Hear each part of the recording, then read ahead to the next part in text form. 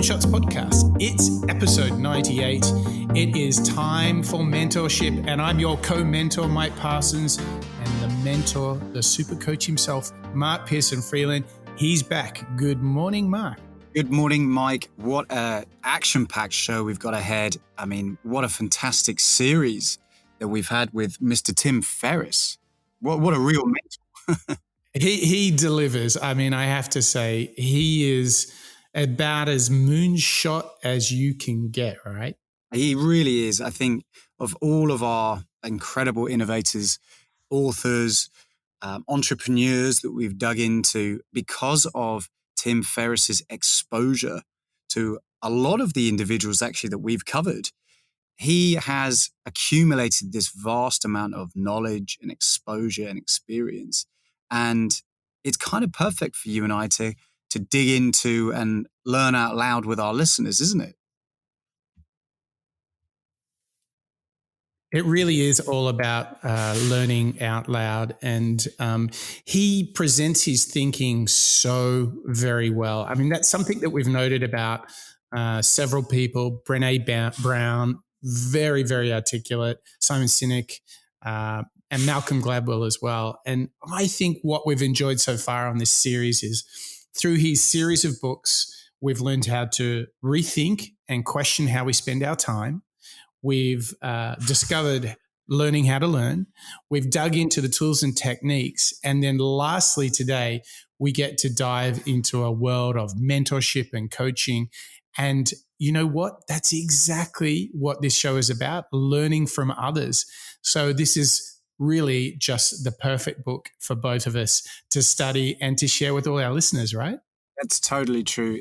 This next episode that we're going to dig into is Tribe of Mentors, Tim Ferriss's book.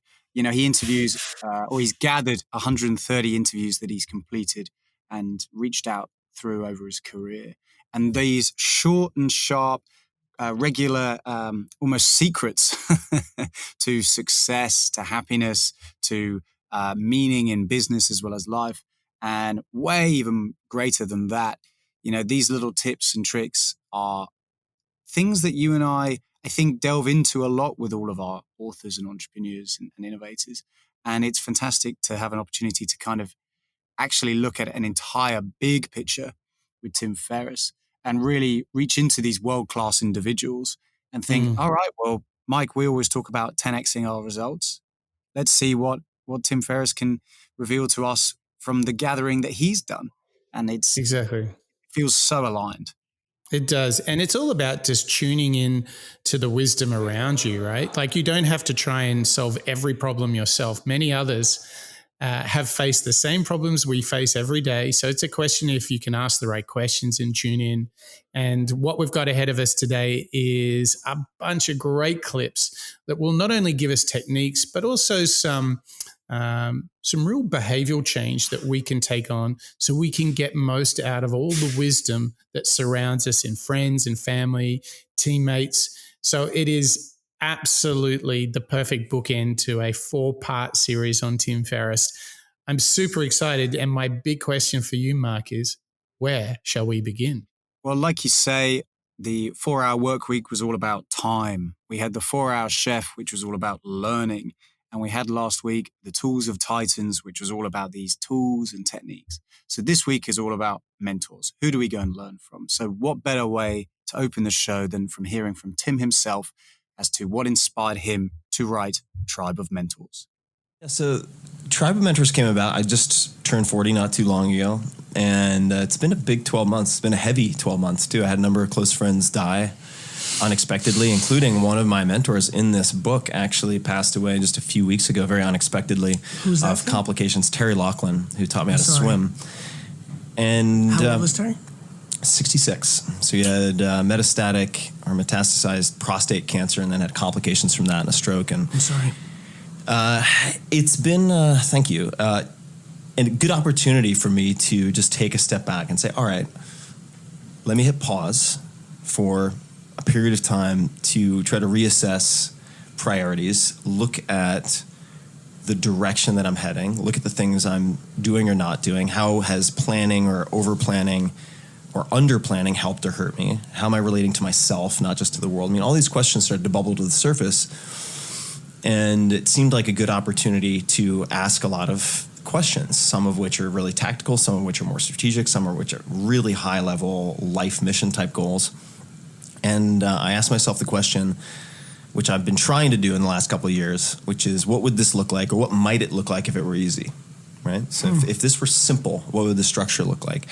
And I journaled on it, and the answer that came back was, you should just ask other people the questions that you are having trouble answering for yourself. So I reached out to about 140 people across every possible discipline, so ranging from, say, David Lynch, the director, or Terry Crews, all the way to Kelly Slater, most decorated surfer of all time, to Ayaan Hirsi Ali, who's an incredible writer, thinker, activist, Temple Grandin, I mean, you name it. Basically, every possible discipline and industry, artists, I reached out to all of them, people at the top of their fields, and asked them a set of 11 questions, and then compiled it into this book, Tribe of Mentors, because I've thought for a very long time, and this is borrowing from somebody else, advice I got when I was probably 14 or 15, which was, it was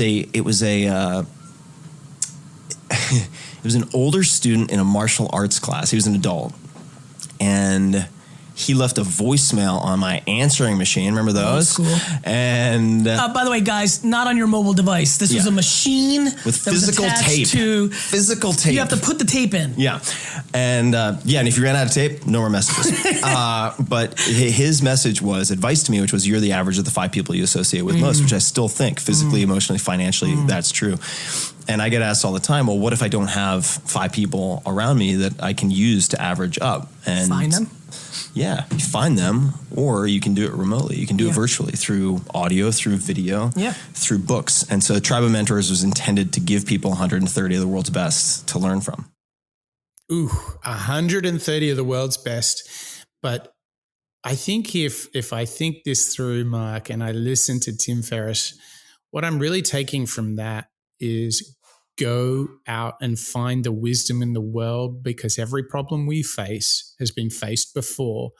And I think this is such an invitation not to be constrained, even if you don't have 5 people you think can offer you that sort of wisdom. Just go out and find it. I think this is the perfect call to action. Exactly, because no longer do we have this limitation of access to people. You know, the internet is such a broad information highway full of great tips. You can go on YouTube, you can listen to podcasts, you can learn similar to how you and I do. You can learn out loud by listening to other people and delving into their tips and techniques. And, you know, what Tim Ferriss is doing with Tribal Mentors is pulling together 130. And he calls out here that actually, if you average yourself against the 5 people that you hang out with most, what this book is actually giving you the opportunity to do is to be around those individuals and those techniques and tips from those mentors. And you can use that as a bit of a cheat sheet almost for when you get into those sets of maybe behavior that you don't like, stressful moments, when you can refer to the tips and techniques of those mentors or those individuals and the innovators that you and I have covered in the past. And you compare yourself to them and think, okay, well, what do they do in a stressful situation? How might I emulate that? And be and let me picture this, Mark. I think it's like, why would you, on your own, why would you or I go out in the world and try and solve for every problem we face like it's the first time it's ever happened? I mean, to me, that just sounds exhausting. Why not go out and learn from the best and take their mental models, their mindsets, their hacks, their tools, techniques? How can we, like tune into those people and like spend more time making progress than, reinventing the wheel? I mean, I think that's what he's really proposing to us, isn't it? You're right. You know, we saw this in the 4-hour work week. Tim Ferriss is all around using your time efficiently and maximizing strengths and learning from others is what we saw in 4-Hour Chef. And I think that this book is a culmination of that. This is him saying, don't waste your time by trying to tackle problems yourself every single time. if anything, it's going to be not only inefficient, but possibly even dangerous when you get to a moment when you don't really know how to do it, you know, and seeking advice and the safety net of others who maybe have done it before, maybe they're very trained in that particular space. You know, this idea of collaboration and inspiration coming from others, it Yes. seems so obvious when you dig into lessons like this. Totally. And it's a real invitation to go, to be curious. And frankly, even as we talk about it, I think it's actually really energizing. It gives you a bit of a boost to think that, you know what, the answers are out there. I've just got to go find them. And I think that is a really powerful thought to set up the rest of the show. I tell you, another powerful thought is to take that curiosity and to go into your favorite podcast app. Now, what on earth do you think we could ask our listeners to do when they are feeling inspired and curious? Mark, there must be something they can do to learn out loud and to, really help others be their best selves. Something that really helps podcasts be spread around the world to different communities and appear in different charts and on different people's radars is leaving reviews, leaving ratings. And that's a challenge, dear listeners, that's in your very, very capable hands. When you leave a rating or a review, what happens is it does all the algorithms in the background, and it brings our show up a little bit in the charts and also puts it on the radar into different countries around the world. And what that enables our listeners to do, or the newer listeners particularly, is find us. They have access to this particular way of learning out loud that Mike and I and you, our dear listeners, do every week. When we dig into our innovators, what we do is we like to look at their tips and tricks and how we can adjust it to our own lives. And we believe that that's something that new listeners all around the world would benefit from hearing. So our plea or our request to you listeners is, if you do feel inspired and you feel as though you're walking down the street listening to our podcast and you're learning something as we talk out loud, then feel free to leave us a rating or a review and just help us inch our way up those charts. Absolutely. One rating, one review makes an algorithm happy.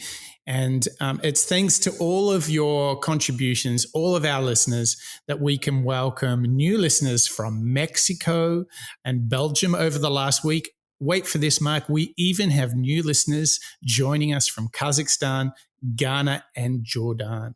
I mean, how good is that? All these people coming together to learn out loud. And I think, as Tim Ferriss would say, to ask the right questions, don't you? That's right. And as a perfect segue, the next clip we're going to hear, now we're going to learn, Mike, a little bit about some of Tim Ferriss's main lessons that he's learned from a lot of the mentors that he spoke to.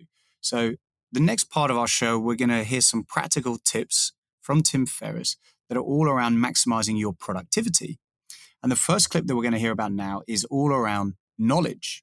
And similar to the lessons we learned from the 4-Hour Chef and the tools of the Titans, this next clip we're going to hear is a practical bit of advice all around accessing knowledge in those around us and how to ask better questions and to stop and listen. Questions are critically important because, first and foremost, thinking, what goes on here, is largely asking yourself questions and answering them. Secondly, if you want to get anything in life, chances are it's inside someone else's head, the knowledge, the skills, the blueprint. And the pickaxe for getting that gold is in the form of questions. All right. So there are a few things that you can do to improve questions. Number one is study questions. Watch Inside the Actors Studio. Listen to Terry Gross. Listen to podcasts, whether mine or Joe Rogan's or others, so that you can borrow questions and test them on other people. And there are a few things to consider when you're formulating questions. Number one is, can it be answered relatively quickly? So for instance, if you found someone you idolize, you're in an elevator, oh my God, it's Jimmy Fallon. If you ask Jimmy a question, could he come up with a really concrete answer in 5 seconds or less? If the answer is no, find a different question for you or for other people. So what is your favorite book, for instance? Not a good question, because People have read hundreds or thousands of books in many cases. But what book or books have you gifted the most to other people? It's going to be a short list. The search query is really refined. It's fast. Click. All right. Much like asking yourself, what makes me happy, is not really a great question. It's too broad, right? It takes too long to search. But let's just say, what makes me feel most relieved after work when I get home, or what activities, which people, all right, now we're more refined. You can answer it much more quickly and it's more actionable. A few things you should not do. If you meet someone who is, say, just above your weight class in terms of professional development and you want to connect with them, don't ask them questions that you could answer on Google. Number one, all right? Number two, don't ask them really broad questions they couldn't conceivably answer quickly, right? What should I do? What advice would you give me for succeeding? These are not good terms. If you can't define success in, say, 10 words or less, get rid of it. Lose it from the question, all right? And I would encourage you to strive to be interested in the form of good questions if you seek to be perceived as interesting. Stop talking, start thinking about questions, and then stop and listen. Stop and listen. You know, that's so funny, isn't it? That when you take a moment and just think about the art of listening so that you can just better understand. I think that's something that is you can never stop reminding yourself on that one because, you know, most of the time there are answers to our questions out there. We're just not hearing them. But I want to build on that, Mark. I really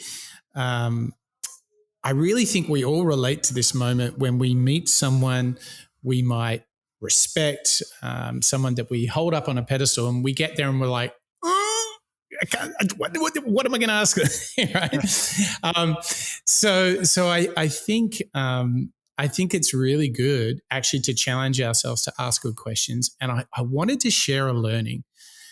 It is the simplest thing, but it was the heart of Toyota's success throughout the last century, which is the question of why. And I think the question of why, if you Google this, ask why 5 times Toyota, it's a whole practice they had to get to the root of everything. Just ask why 5 times. And I think I've mentioned it on the show before.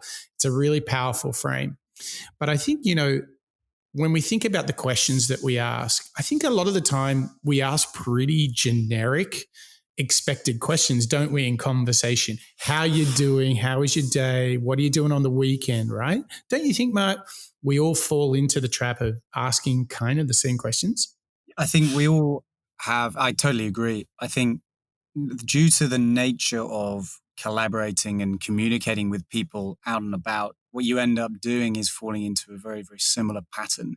And actually, I don't know how, necessarily efficient it all is with regards to learning from those individuals, particularly as Tim Ferriss calls out in that clip. If you're hanging out with Jimmy Fallon in an elevator and you want to ask him one question, don't make it a really obvious one because it's not going to be surprising. You're not probably going to learn much from that.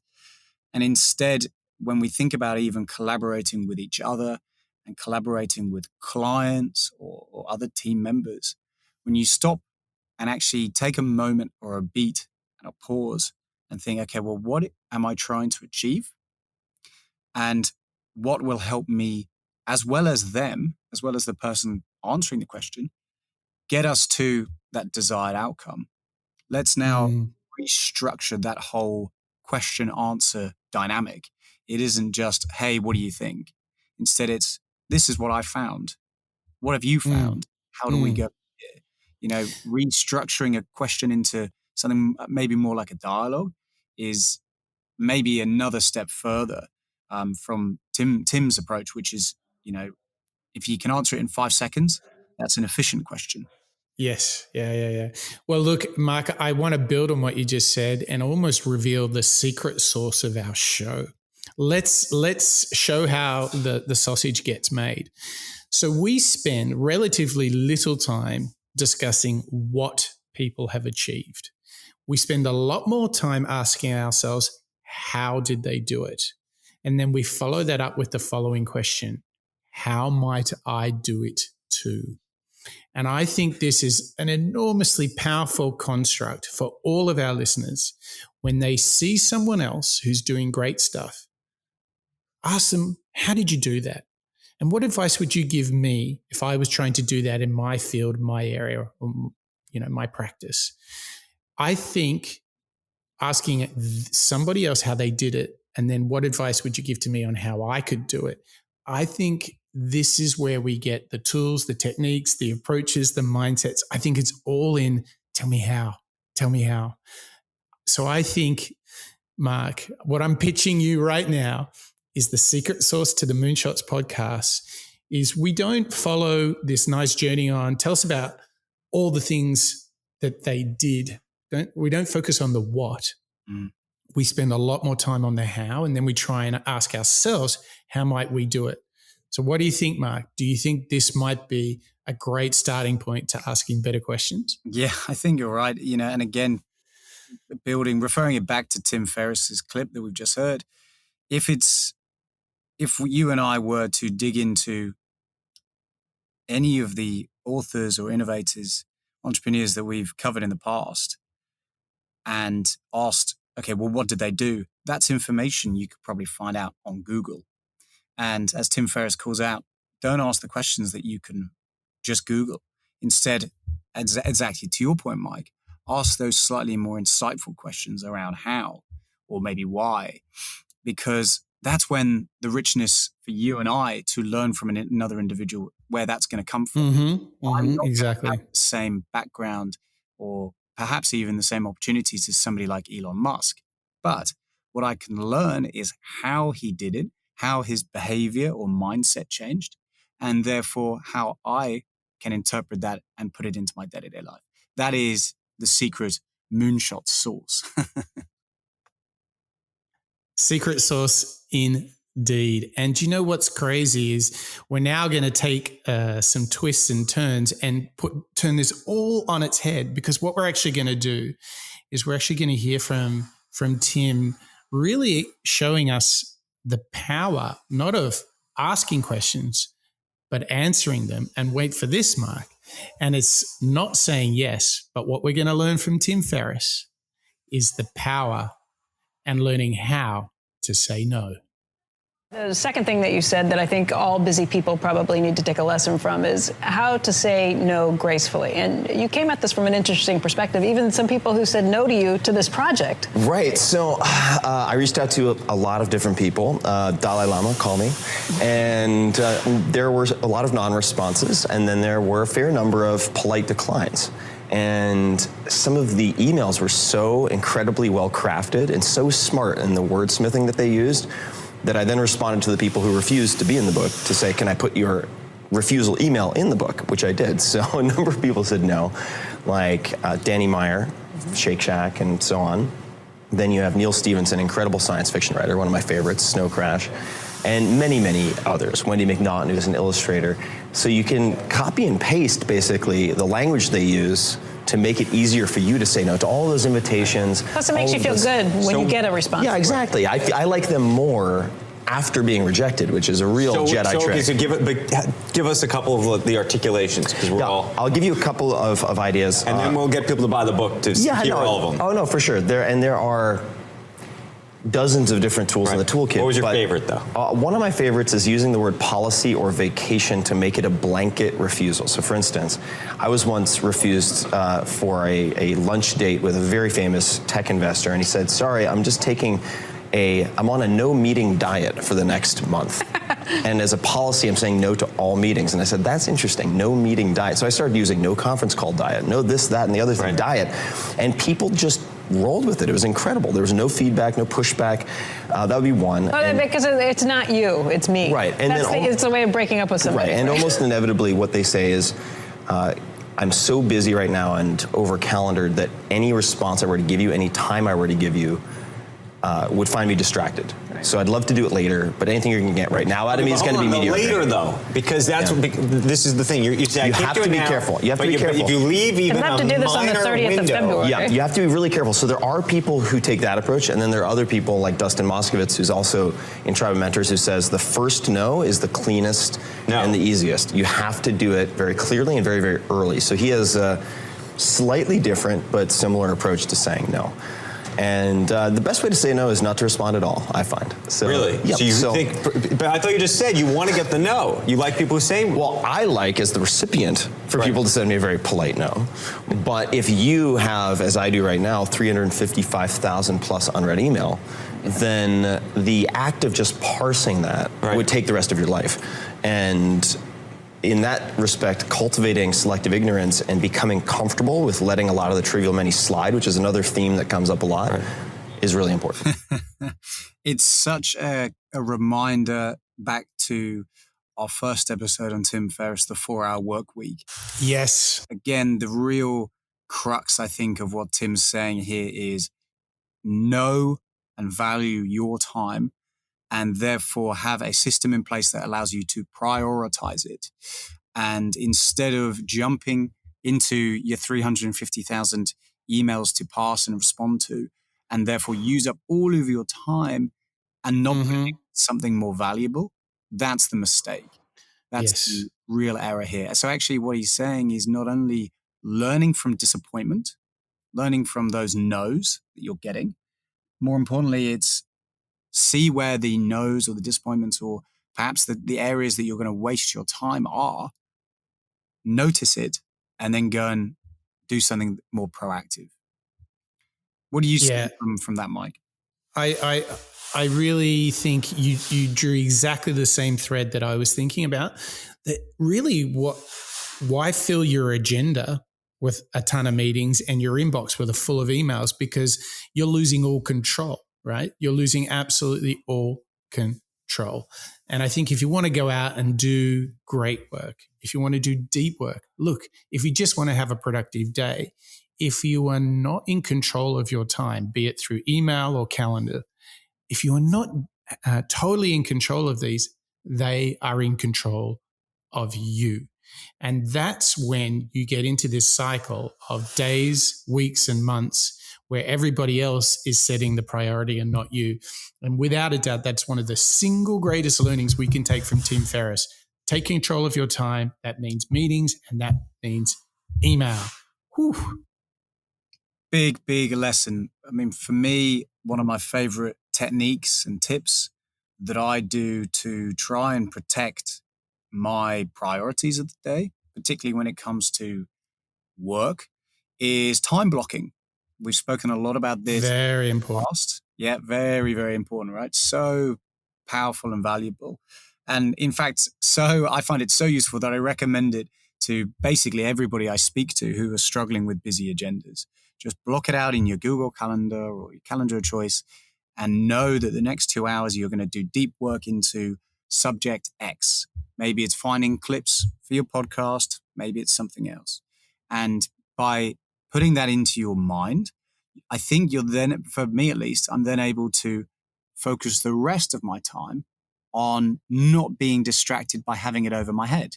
I don't have to worry about when I'm going to do it because I've already allocated that time. And one of the big tips that we found, Mike, in an earlier episode with Tim Ferriss again, with the 4-hour work week, was blocking time to actually do your emails. Yes. So the batch. Tim Ferriss would set up vacation responders that would say, I check email twice a day in these hours and these hours. So that's when I'll respond to you. And I think if you're not quite ready to jump into auto responding, I think just allowing yourself that time, allocating that time maybe 2 or 3 times a day to check emails and preserving the rest to do that deep work into your really valuable projects that earn you the money and that are really valuable to your day-to-day life. That for me was such a good tip, good practical tip. And I think what we all feel is the result of our time and attention being so called upon I mean, everybody is getting busy with data, notifications, emails, calls. Like, this is why the art of saying no is so important. And I think we have to nurture and protect our attention, our time, and our effort, because if we don't, all our energy goes towards other people's priorities, and we get to the end of the day, the week, the month, and go, geez, I don't feel particularly satisfied. I don't feel like there's something bothering me. And I think we all have this sometimes. And invariably that comes back to you were busy on other people's stuff and you weren't applying your effort. You weren't applying your energy towards the things that matter for you. And this technique that he's giving us here is at the heart of feeling when you get to the end of the day, or let's say you get to Friday and you can say, you know what? Boy, I got some good stuff done this week. And I think this is an essential thing that you can never stop reminding yourself of, because so many things now are competing for our attention, competing for our time and effort. I totally agree. And one of the great next clips we're going to hear from with Tim Ferriss is actually going to be to think about when you're setting your priorities in the morning and not getting yourself distracted by emails and agendas and so on, but actually thinking, okay, well, how can I find the way to most maximize my day? How can I think about helping others and those around me, whether it's work or in social or family life? And ultimately, it comes down to you. This was an insight that we found in the 4-Hour Workweek, as well as the Tools of the Titans episode. When you think about your prioritize, then it's all about your mindset and concept. So this next clip we're actually going to hear from Tim Ferriss is all about finding your ease. I've spent a lot of my life really angry and using rage and anger, a lot of it directed at myself as a fuel for becoming a competitor, because the only way that I felt validated or valuable was to win, period. That's it. I was an instrument for winning and competing. And I only felt good in relationship to other people by somehow being able to tolerate more pain, work harder to be number one. And it was more a relief of not feeling terrible about myself for a fraction of a day than it was the joy of winning. If that makes sense. It totally makes sense. And so for my whole life, I've been so completely brutal to myself. And I've realized through a number of different means, one of which anybody can pick up, which is actually a book called Radical Acceptance by Tara Brach, which terrible title. Love Tara Brach, but a very, very helpful introduction to thinking about the potential idea that if you want to really help people or you want to really love people, you can't do it if you hate yourself. You just cannot fully do it. You cannot. I don't think it's possible. So the last few years have been, and especially the last 1 or 2 years, a process of asking different questions. And one of the questions, there are many different questions, but one of the most important, which is right up front in this book, and the reason the book kind of exists in a way, is what might this look like if it were easy? Things are hard enough, or they can be. And there's so much uncertainty in the world that for type A personalities or people who've been wounded and have become very highly competitive as a result. Or highly driven. Yep. Right. And driven, we usually use as a very complimentary descriptor, but a horse that's being whipped to run faster until it dies on the track is also being driven. Yes. And that's not always a good thing, and very often a bad thing.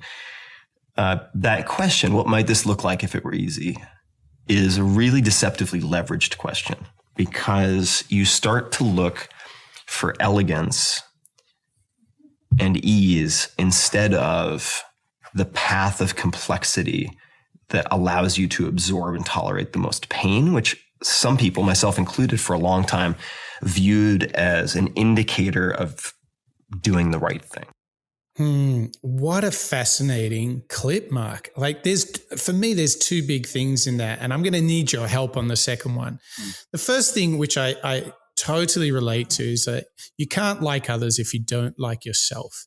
And wasn't it great how frank he was about his own challenge? I mean, this super accomplished guy has challenges accepting himself. I think that it's so good to hear him being so frank, isn't it? Yeah, when you think about how many shows he's done, how many individuals he's spoken to actually hear that he has this concept of rage and this against himself, Mark. He's like hating himself. Like exactly. And you listen to him doing these podcasts and reading his books, and there's a lot of compassion and calmness that he seems to have in himself in order to go and experiment and hack and do what he does best. But actually to hear him kind of reveal that he has this kind of self-loathing, I don't know, it's kind of intimate, isn't it? It is. And I just respect him so much for having the courage just to share that, because I think that just makes him bigger, better in my eyes. Now, here's the second thing that I kind of struggled with, and I need your help. So I totally got his point on, got to love yourself to love others. And I think that's really important. Now, the second thing is he was going back to this idea is like, what would the most easiest way look like? And I could relate to that. But he was talking about this ease thing, and help me understand how he attached that to the idea of loving yourself to love others. What was your take on that? So for me, it's again similar to my experience with, you open your inbox and suddenly you have to jump on it. That for me is not a path, or as Tim Ferriss would call out, that's not an easy path. If anything, that's like climbing a very rocky hill. You're going to be distracted with different people hurling things at you, and you're probably going to scramble up. And ultimately what that does is it has a knock-on effect to your anxiety, maybe to your rage, and maybe to feelings of inadequacy. So actually, when you think about time blocking, as an example, or you think about setting your priorities in the morning and focusing on you respect your time, and you make it easy for you. Easy is perhaps a misleading word, because easy makes it sound like there's no challenge in there. But maybe it's more simple or more clean. If you can clear your path to enable you to go out and do the thing best, whether it's client work, whether it's a passion of yours, a hobby, or maybe it's just family life, whatever it is, if you can respect your time and clear your path and find your easy route to that destination by removing distractions of work or emails or whatever it is, I think that's what he's really saying. Right. So it's like setting yourself up for success, like take a path of simplicity, of ease, of elegance, make it intuitive. You think that's where he's going? Find your path to efficiency by pausing and think, okay, well, the way I respond to emails is not efficient. The way I text everybody back is not efficient. Even the way I ask questions or the way I don't say no, none of that's efficient. And by finding that way of doing it properly, doing it more efficiently, that's going to be your path to success, I think. Yeah. Well, I mean, isn't it amazing that we're just able to get so much out of this universe of Tim Ferriss? So in this episode, it's all about tuning in to the people around you. And he does a little twist there and says, well, you got to tune into yourself if you want to tune into others. And prior to this, throughout the entire series, it's been redefining time and learning and tools. But there's plenty more to come. But before we go there, Mark, I feel like there's a destination that's full of mentors, full of decoding of some of the world's greatest innovators. Mark, if our listeners are hungry and curious and want to make the very best version of themselves, where do they go if they want to find some of the best mentors on the planet? www.moonshots.io. You can find our latest episodes. Can you believe it? 98th episode is today. You can listen to all 4 of our Tim Ferriss episodes when this one comes out. You can go back through David Goggins, our series with Malcolm Gladwell, Nicholas Taleb, all of our Habits series. We've got Michelle Obama. We've got Michael Jordan. We've got Adam Grant. I mean, Simon Sinek. There's huge amounts of archive shows, as well as our little mantras. We've got show notes to each of the episodes, relevant clips to external destinations online. But just as a reminder, moonshots.io is where you can find all of our repository of information. And stay tuned, because a bit later in the show, we'll tell you which episodes are coming up next for the Moonshots podcast, as well as our special centenary show mark 100 shows. It's quite a few, isn't it, when I think about it? Yeah, I can't believe it. It just keeps on going. What doesn't surprise me, but what fascinates me, I think, is that every time we dig into a new innovator, a new entrepreneur, we are learning something new. And by really delving into their habits, behaviors, their techniques, I feel as though we are learning so much throughout all of these 98 shows that it's just incredible. It's such an interesting challenge and an interesting way to go about our day. It really is. And I think that we can see this next clip as really a salute to creating new chapters and new starts. And we've got this conversation between Gary Vee, who we've featured on the show, and Tim Ferriss. And really they're presenting us with a way to think about how to start a new chapter, to start a new opportunity, perhaps to grab an opportunity. And what we hear Gary Vee and Tim Ferriss talking about essentially comes down to one thing, and that's mindset. You can't think it's that easy to just be inspired and be successful at something. I would spend more time tasting. Yeah. I think you should try to do as many things as possible. And to Tim's credit and point, try to surround yourself. I would really pour on the extrovert nature. I'm empathetic, immigrant in a new country or foreign exchange or whatever you want to call it. So it might not come as natural to roll up on anybody. You might just be introverted by nature. But I would take advantage. Well-rounded person in college, I get it. I know that's a narrative. To me, it's just take advantage of a captive group of people in the same place and try to meet as many people as possible. Entrepreneurship is hard. Being a successful entrepreneur is stunningly rare. Yeah. Way more than people think, Adam. So I think patience also, 20 years old. I mean, like, to Tim's point, the next 10 years you can taste fail.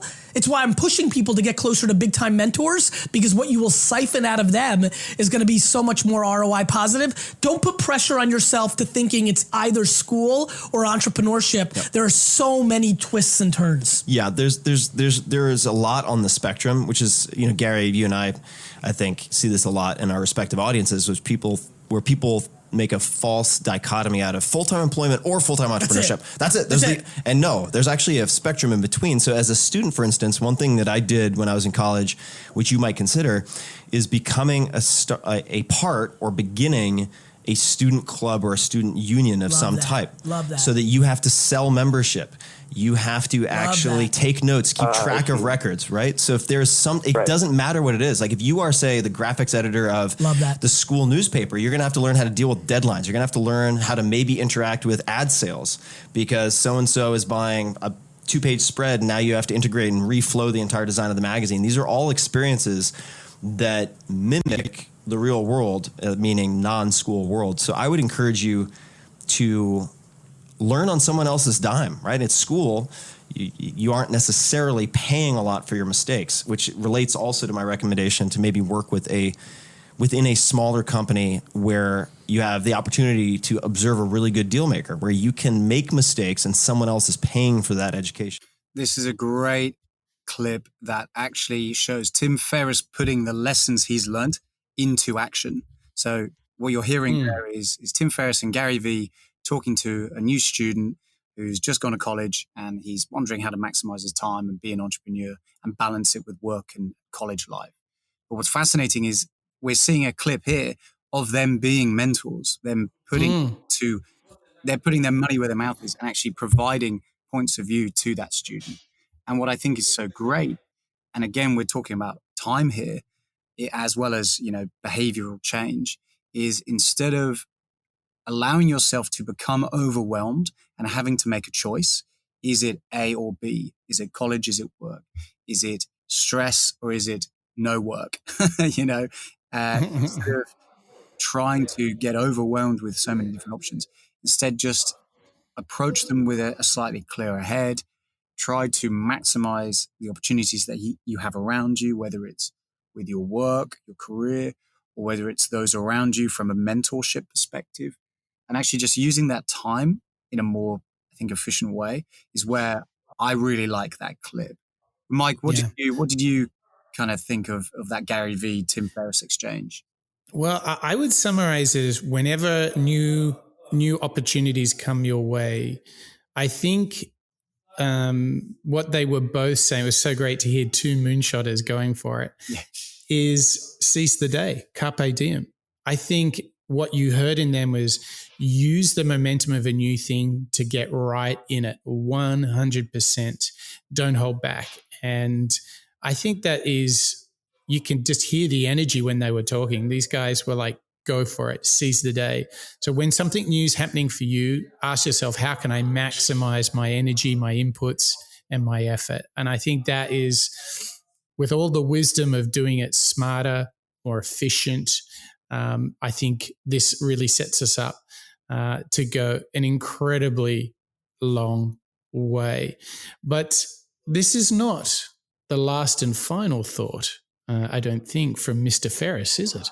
No, it's not. And similar to, this idea of using your time. I mean, I'm actually, that final clip that we just heard, Gary Vee and Tim Ferriss, it reminds me of that Derek Sivers, go out and do it. Go out. Yes. And, rather than be paralyzed of a choice, just go and commit to it, much like Tim does. This final clip that we're going to hear is Tim, again, putting his money where his mouth is. And he's actually going to tell us what's one of his key habits that he's learned from these mentors that's actually changed him over the most, the past few years. So this final clip we're going to hear from Tim is what tip or habit or technique that he's learned from the tribe of mentors that he's spoken to that has changed him the most. I want to hear your response to one of the questions that you sent all of us. Let's do it. So, in the last 5 years, what new belief, behavior, or habit has most improved your life? So, for everybody watching, when you get this book, this is one of the questions that many of us, quote unquote, mentors have answered. Yeah, I would say for me, it is a consistent morning practice before taking my phone off of airplane mode of sitting and doing a meditative practice for, say, 20 minutes. And it stuck initially by taking a transcendental meditation class of perhaps 3 days when I was going through a very, very difficult time. And Chase Jarvis, who's awesome and a hugely successful commercial photographer, he's worked at every big brand you can imagine and is also a very good CEO. Both he and Rick Rubin is like the most legendary music producer of all time. You just look at his discography. It's insane. It's like Johnny Cash, Eminem, Jay-Z, Metallica. The list is absurd. It's like everybody you've ever heard of. And he also said to me at one point, because I was going through a really rough time and I was very tightly wound, he said, have you ever considered TM? And I'm like, mantra? Like you pay them to give you a mantra? It's a cult. Like I don't want to be part of a cult. And on and on and on and on and on and on. They're like, no, it's actually really secular. And I know there's like a little bit of weird stuff, but you can just ignore that. It's like the first hour of the talk. Just ignore it. What do you have to lose? And I was going through such a difficult period at one point. I was like, that's a good point. So I did it, and that kickstarted the meditation. And then I experimented with other things like Headspace, which I have no vested interest in. So you start with 10 minutes a day for 10 days as a proof of concept. And the way I'd encourage people to think about meditation, because it can sound very woo-woo, and I certainly was repelled by it for a long time, is you are sitting down, say on a couch, to practice observing your thoughts and feelings and emotions for a very short period of time so that for the rest of the day, you are less emotionally reactive. What this means is you are rehearsing, you are training. It's like going to the gym. So let's say you're training for a sport. All right. So you're an athlete in X. You go to the gym to do squats, to do this, this, and this, so that when you get on the playing field, you can perform better. It is exactly the same. You're rehearsing and training for your day. And then when you run into something that normally would trigger you, whether that's a certain type of email, whether that's an employee who has a habit that drives you insane, or you being behind in your schedule and then the line at Starbucks is longer than you would like, whatever it happens to be, the things that would normally cause you to get really tightly wound or explode or berate yourself or other people, you will then start to spot before you have the reaction. And then you say, okay, half a second of breathing, let me choose my response instead of being held hostage to these loops and triggers that we all have. Yeah. So that has been enormously, enormously helpful for me. There you have it. I mean, take control. I mean, that maybe is the mantra of the man himself. Don't you think, Mark? When you break it down, he's really saying when he's learnt everything, when he decompiles everything he's learnt, it comes down to controlling how he responds to the world through meditation. And I think this is just this enormous theme of taking control of whether it's your time, how you learn, the tools, the techniques, your mentors. It's like he's just taken one big breath and composing himself. What do you think? That's exactly it. He's taking that breath, he's taking control, and it starts by having awareness as soon as you wake up. You know, instead of a probably pretty common behavior where you wake up, your instant thing is to turn off your phone, the alarm on your phone, open your news or open your social media before you even got out of bed, maybe open your emails, and just to take a moment to actually have a breath instead. Think about how you're feeling. Think about the priorities of your day, what you want to achieve, and take some me time, whether it's 5 minutes, 10 minutes, 20 minutes, as Tim Ferriss says, whatever it might be in terms of duration. If you create that morning ritual that we were talking about in the Tools of the Titans episode previously, once you have a really good morning ritual and you can begin your day just as you want it, then you won't have that unnatural response to stress or anxiety or emails or whatever it might be during the day, because you kind of think, okay, well, I've got this good habit. I've got the right start to my day, and I'm beginning it in a conscious way of how I know how I feel. So it's great. A person who has interviewed and learned from so many individuals around the world, for Tim Ferriss to call out this as the most valuable thing that he's learned in 5 years, I feel like that's a pretty good review. And I'm thinking about what 2020 has been for me, for you, and I am sure for many of our listeners is challenging, right? Both directly and indirectly, whether it's being constrained or just this sense of uncertainty that surrounds the world. I think in what we just heard from Tim is the greatest antidote to that uncertainty, which is take control of your thoughts, your habits and behaviors, and start the day right. It's the perfect little cup of coffee, a bit of advice coffee that I hear. All right, I can't wait to give that a go. I mean, we've spoken about breathing and meditation and taking a pause in the past, Mike. And I think what's different here is Tim's really calling out, that's how you begin. That's how you begin your day. Well, that's how he begins his day. And that feels like a great behavior to kind of be inspired by, to go and, give a go ourselves. So that's what absolutely. Absolutely.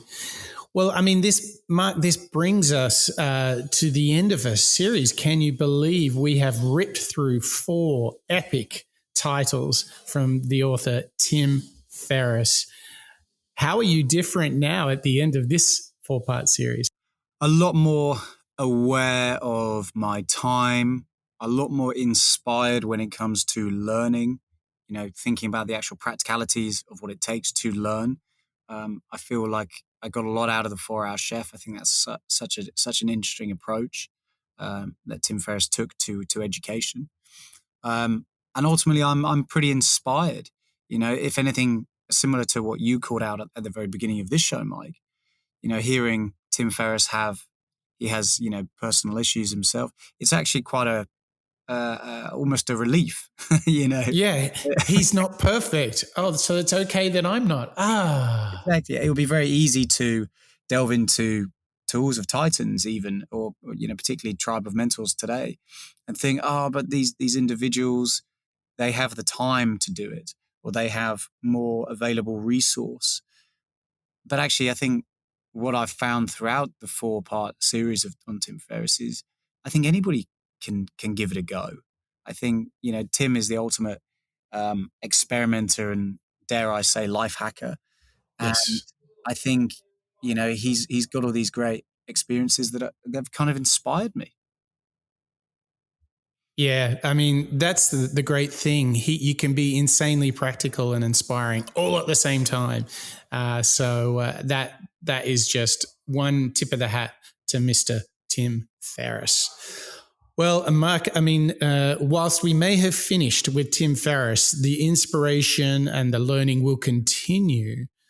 Who do you think we should do next? The one show 99, before our centenary show, who do you think we should delve into and learn from next? Well, we regularly talk about leadership. We regularly talk about entrepreneurs, managing teams, building skills, and this big word of ownership comes up a huge amount.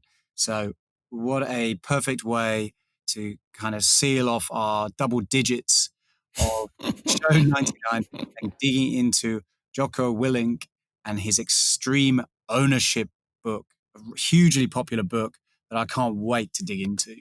I know. You might even ask, what sort of ownership are we taking of this podcast if it takes us 99 shows to get to this book? Right? But I can tell you it's a real treat. There's a lot in this. And personally, I got a lot out of Extreme Ownership. So can't wait to get into that. But Mark, I just want to thank you for joining me on this journey, this 4-part journey into the world of Tim Ferriss. It's been quite a ride, right? It's been great. We've learned a lot of practical tips, mindsets, but also behavioral changes that we can go out and live in our lives. And it's been a fantastic, one of my favorite series, I think.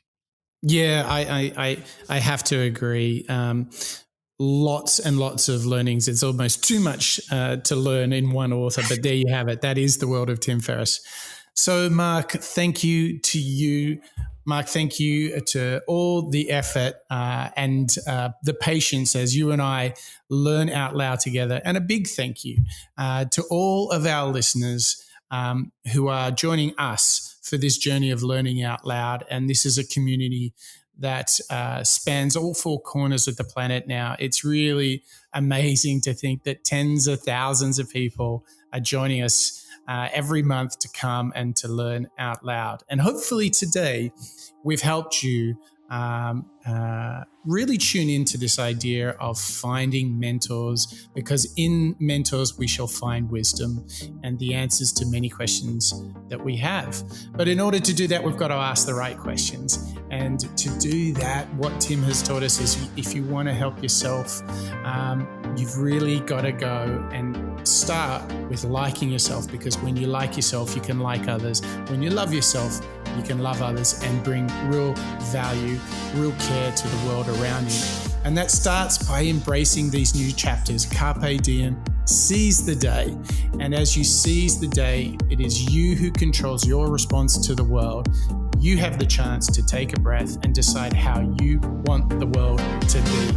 So there you have it. That is what we can take from Mr. Tim Ferriss and from learning out loud together here on the Moonshots podcast. So whether you're in Ghana or Kazakhstan, Belgium or Mexico, we welcome you to this family of learning out loud. And that's a wrap of the Moonshots podcast.